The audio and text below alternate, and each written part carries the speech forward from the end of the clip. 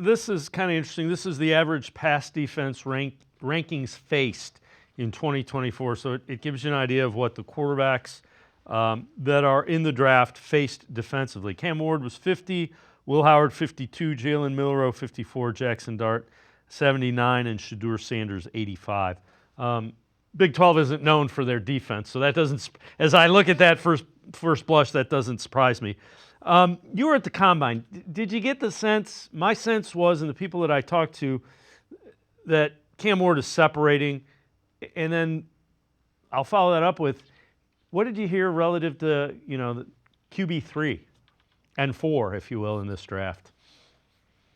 So it does feel like among at least NFL circles that Cam Ward has separated himself, right? And I think he's got maybe a little bit better physical tools than Shedeur Sanders. He's a little bit of a gunslinger. He's got kind of an unconventional throwing motion, but certainly a leader. Again, we mentioned the underdog mentality earlier, coming again from being a zero-star recruit and really working his way to this point, I think is something that really intrigues a lot of teams. And everything you hear about, I remember even hearing his tight end, Elijah Arroyo, talking at his presser at the Combine, just talking about the type of leader Cam Ward is and holding everyone accountable, right? That's what NFL front offices want to hear. So it seems like Ward has separated himself as the top guy. Sanders, I think, is still the second guy, but the noise around media circles, at least, is that Jackson Dart from Ole Miss is now solidly the third guy. I'm not necessarily sure that I would agree with that. I think there's some flaws to Dart's game, but it seems like the scouts and the media that was down there at the Combine, like Jackson Dart, is the next guy behind those two. Yeah, and 21 years old, so I think that probably factors into it a little bit. Has played a lot of college football, but I